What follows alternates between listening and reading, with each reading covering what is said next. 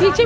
Hello नमस्कार राम राम दोस्तों, आप सब कैसे हैं। फ़िलहाल हम लोग खाटू श्याम की यात्रा के लिए निकले हैं और आज हमारी जो सवारी है वो दिल्ली रेलवे स्टेशन से लेकर के रींगस स्टेशन रेलवे स्टेशन तक जाएगी, क्योंकि हमें खाटू श्याम के लिए जो ट्रेन पकड़ा है वो जैसलमेर एक्सप्रेस है, जो कि दिल्ली के सराय रोहिल्ला से हमने ट्रेन पकड़ा है और ये दोपहर का 1 बज रहा है और यह करीब 4 से 5 घंटे में हमें राजस्थान के सीकर ज़िले में रींगस रेलवे स्टेशन पर उतार देगी। वहाँ से 18 किलोमीटर की यात्रा हम लोग बस के द्वारा तय करके खाटू बाबा के मंदिर पहुँचेंगे। तो दोस्तों हम लोग सुबह सुबह सारे तैयारी करके हम लोग खाटू की ओर निकल पड़े। फ़िलहाल हम लोग दिल्ली से उतर के यहाँ पर हम लोग रींगस रेलवे स्टेशन पर उतर चुके हैं और ये जो आप देख रहे हैं ये रेलवे स्टेशन के नीचे बाईपास रोड है, क्योंकि यहाँ से आप सीधे देख सकते हैं कि महाभारत काल में जो बर्बरी जो जिस खाटू श्याम के बारे में मैं बताना चाहती हूँ कि खाटू श्याम बाबा कौन है।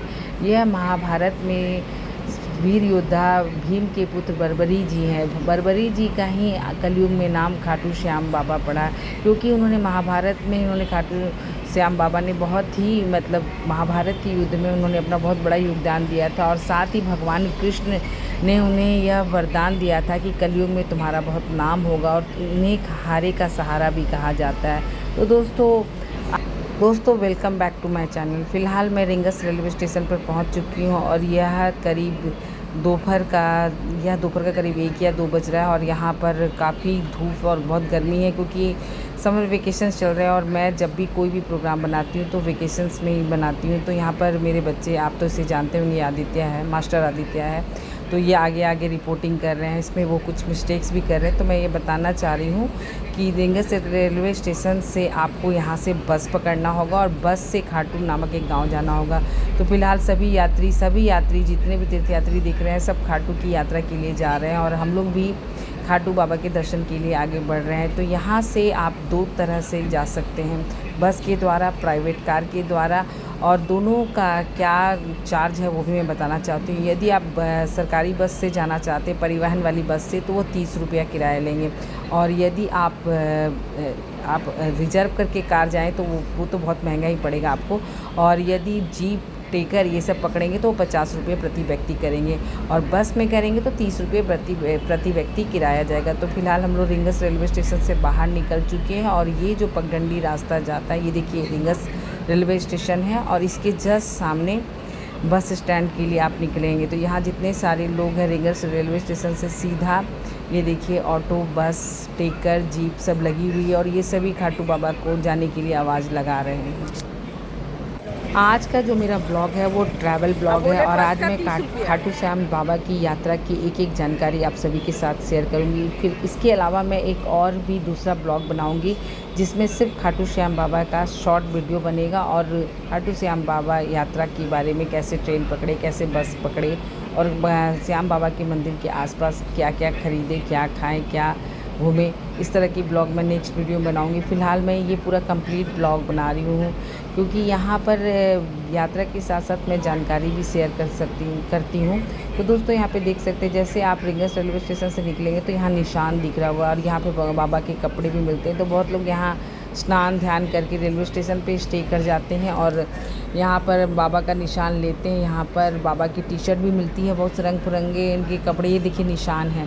तो यहाँ पर निशान करीब इसका डंडा 100-200 से स्टार्ट होता है, 500 तक जाता है। तो आप ज़रूर लें और ख़ासकर जो विशेष धर्म के लोग हैं वो लोग बेचते हैं तो आप नाम पूछ के ही लो, क्योंकि हमें लगता है कि आप धार्मिक यात्रा पे जा रहे हैं तो पवित्र होके ही निशान लें, पवित्र होके ही और अपने सनातनी लोगों से ही लें। बहुत लोगों ने इसे अपना बिजनेस बना रखा है, तो ध्यान रहे कि सनातन धर्म की चीज़ सनातनियों से ही खरीदे। तो ये फ़िलहाल बस है जो कि 30 रुपया मात्र किराया लेकर के आपको खाटू बाबा की यात्रा कराएंगी, खाटू बाबा के गांव पहुंचेंगी। तो हम लोग के पास टाइम नहीं था तो फ़िलहाल हमने बस पकड़ी और इसका किराया ज़्यादा नहीं है, इसलिए मैं बार बार कह रही हूँ कि बस ही ज़्यादा कंफर्टेबल है। और गर्मी के दिन में ऐसे भी आप टेकर और ऑटो में बैठ के जाना सुगम नहीं रहेगा। तो यहाँ आप देख सकते हैं कि हमारी ये बस पूरी फुल हो चुकी है और हम लोग खाटू नगरी की तरफ आगे बढ़ चुके हैं और सब ने जयकारा लगाया, खाटू श्याम बाबा की जय। और इस तरह सभी ने हारे का सहारा की जय करके पूरे बस में जय जयकार हो रहा था। और ये देखिए कितना प्यारा राजस्थान है। आज से कई साल पहले मैं आई थी तो बिल्कुल पेड़ पौधे की निशान नहीं थी। आजकल यहाँ पर जो भी राजस्थान सरकार है वो सड़कों के चारों तरफ वृक्षारोपण किए हैं, तो इससे थोड़ा तो ठीक लग रहा है। लेकिन हरे भरे पेड़ों के बीच में यह कितना खूबसूरत सा नज़ारा या सीन देख रहे हैं। देखिए, हम अपने वीडियो से यही बताएंगे कि सनातन धर्म को आप लोग आगे बढ़ाइए, बच्चों को बिल्कुल अपने सनातनी यात्रा पे लेके जाएं। और यहाँ पर हमें रिंगस दांत बस स्टैंड पे उतार दिया गया बस हमें, और यहाँ से मंदिर ज़्यादा दूर नहीं है। हम लोग तोरण गेट तक पहुँच चुके हैं और यहाँ पर आपको बहुत सारे होटल, रेस्टोरेंट, बहुत सारे धर्मशालाएँ मिल जाएंगी। तो यहाँ आदित्य पहुँच गया है क्योंकि हमने किसी होटल में स्टे करके यहाँ से हम लोग अपनी यात्रा स्टार्ट कर रहे हैं। दोस्तों, जब भी आप खाटू दर्शन के लिए जाएं तो आप खाटू बाबा के मंदिर के आसपास ही बहुत सारी होटल और धर्मशालाएँ हैं, तो आपको जो आपका बजट में आए उसे लें।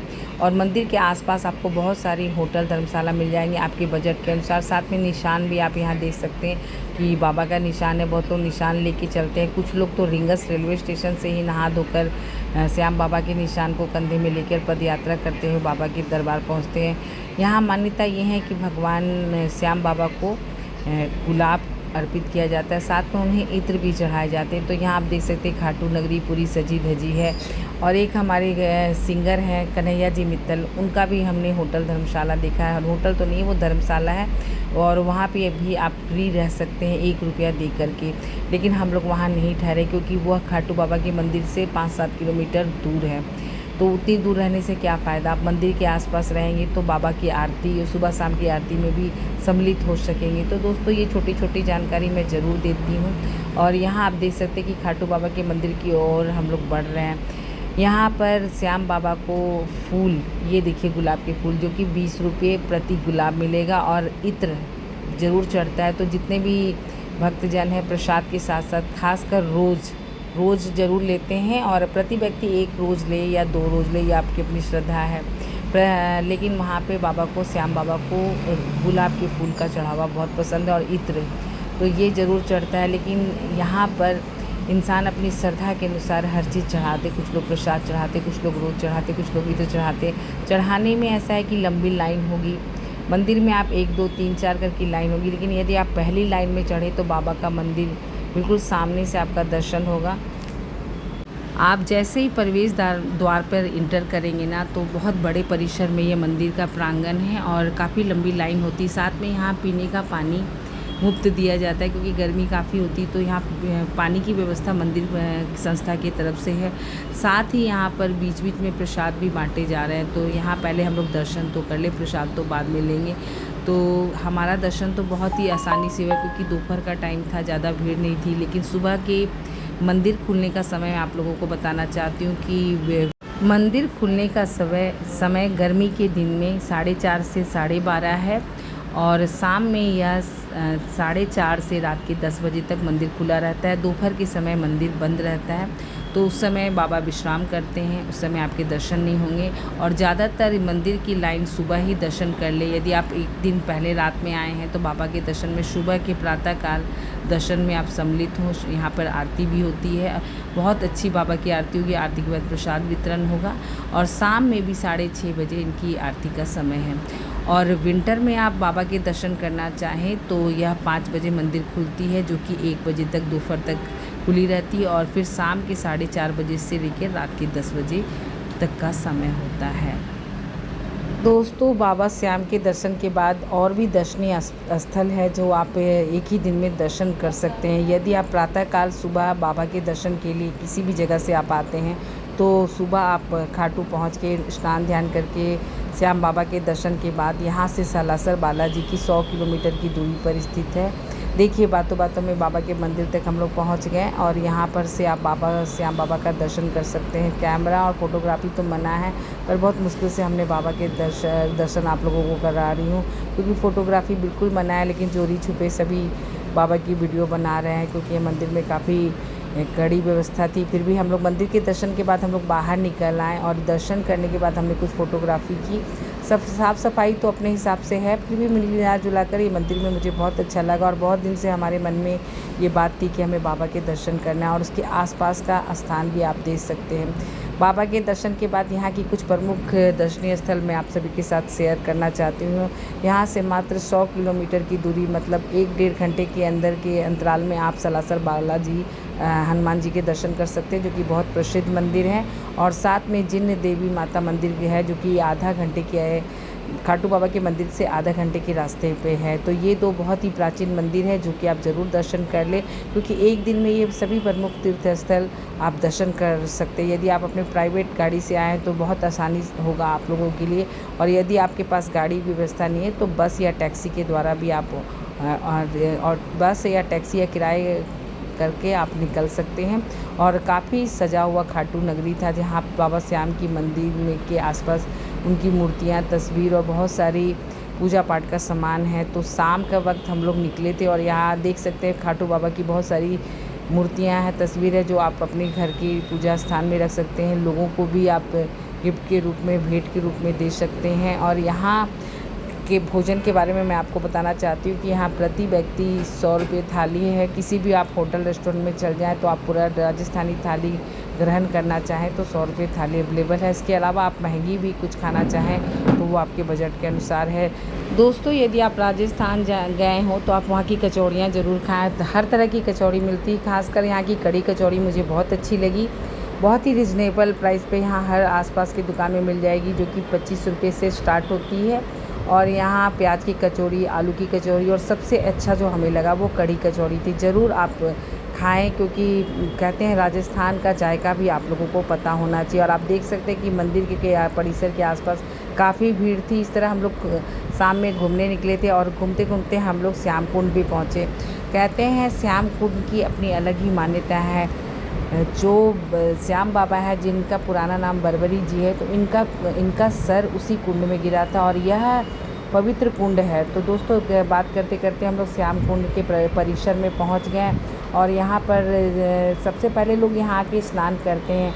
श्याम कुंड में स्नान से कहा जाता है, मान्यता ये है कि रोग बीमारियां दूर होती है। तो बहुत लोग यहाँ स्नान ध्यान करते हैं। हम लोग तो स्नान ध्यान कर चुके थे, तो बस अब हम लोग यहाँ दर्शन के लिए आए थे। बहुत लोग श्याम बाबा के कुंड में दर्शन करने के बाद ही श्याम बाबा के मंदिर दर्शन करने जाते हैं। तो लेकिन हम लोगों ने मंदिर पहले दर्शन किया, श्याम कुंड बाद में पहुँचे।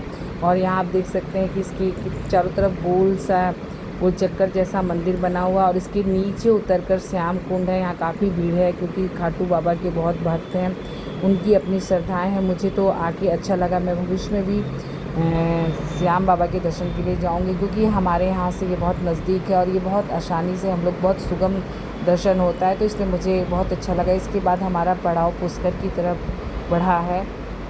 तो आने वाली वीडियो में मैं पुष्कर की भी वीडियो डालूंगी, जो कि सबसे ज़्यादा इंटरेस्टिंग थी।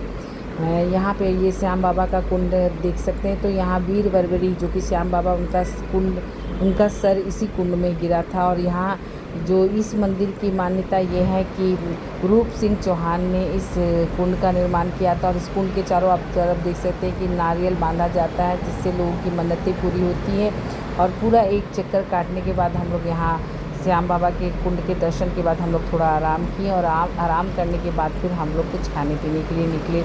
इस तरह हमारे खाटू श्याम की यात्रा कंप्लीट हुई। और यहाँ आप देख सकते हैं कि नीचे पीले कुर्ते में आदित्य और उसके पापा नीचे खड़े हैं। तो वो लोग नीचे जाकर कुंड के पहले ही उन्होंने जल से अचमनी कर ली। यहाँ पे देख रहे हैं लोग, जो लोग नहा लिए फिर भी लोग जल से अचमनी कर रहे हैं, क्योंकि किसी भी कुंड, सरोवर, ताल तलैया की अपनी अलग ही मान्यता होती है। इसलिए ज़रूर उस सरोवर में प्रणाम करने चाहिए।